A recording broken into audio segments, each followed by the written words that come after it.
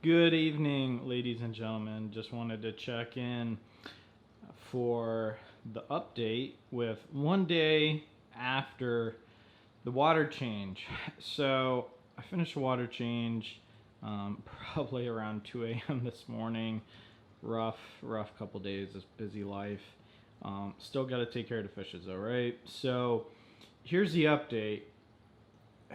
The tank over here, the lagoon tank, it's looking spick and span, with the exception of, as you guys probably remember, that left area, which is probably plagued by a little amount of flow, right? You know, there's if you look here versus over here, plenty of flow over here, not a bunch of flow over here, and it really just needs another blower probably. So that's what's going on there. There is some brown on the substrate, but you know I vacuumed majority of it out, and there's still a little bit left. Over here in the main tank, we definitely have some brown on the substrate. So I vacuumed most of it, not all of it, but I vacuumed most of it.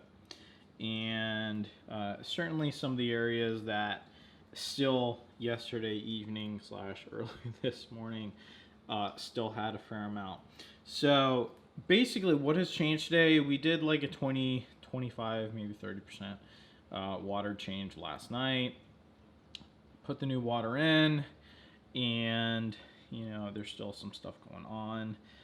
Still obviously on the rock work. And then as we come over here where the light is the most, you know, where the light is the strongest due to the fact that I've got natural light coming out from these two French doors, you know, we definitely still have some stuff going on. Now, is it going to be gone tomorrow when the lights are off overnight? Don't know. But wanted to share that, and also for you guys, I hope you're tuning in. This will maybe save you guys little bit of frustration.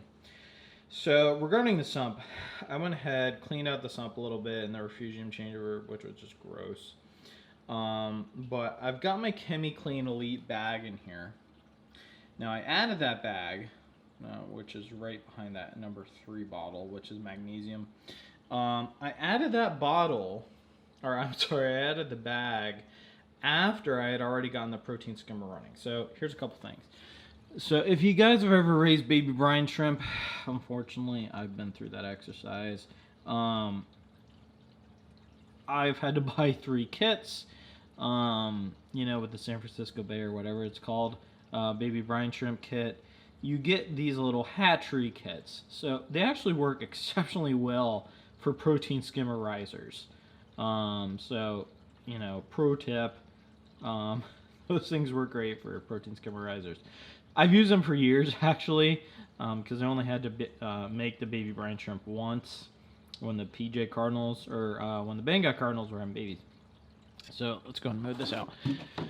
So basically what happened last night was I got the skimmer running. It was running hot, really, really hot, or wet, as some of you guys like to call it. So basically I put the risers in just because the explanation that most people say is, hey, you're probably going to need to do something for the skimmer. So did that. It was actually running fine, and I actually had to tune it in a little bit with the risers.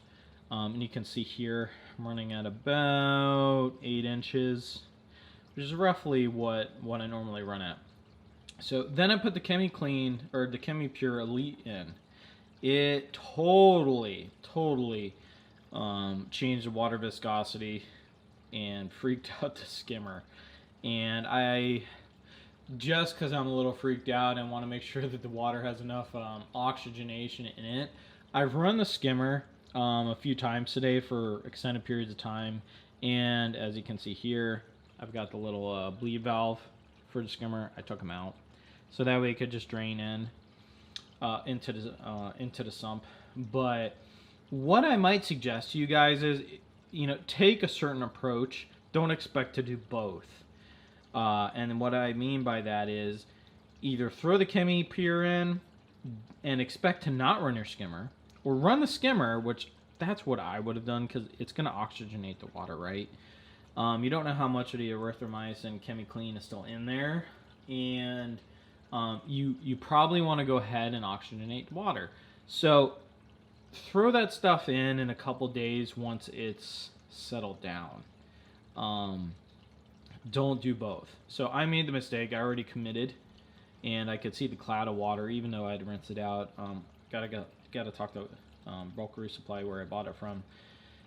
And oh, actually, you know what? I got it off Saltwater Reef Tank, saltwaterreeftank.com, I think it was. The bag was actually punctured, and half the stuff had leaked out of the bag, which is great. But that's why you see this goofy bubbling going on there, just because it captured a bubble. But in any case, I would suggest, just my take on it, run the skimmer, then put the Chemipure in once the skimmer is happy, and you can take it off your risers, right? So that's the pro tip for the day. I'm gonna still keep giving you guys the updates. I still did an update from yesterday before I did the water change, so I'm gonna add that into the video. So just roll with me. Don't have a ton of time to make all these fancy YouTube videos like some guys do.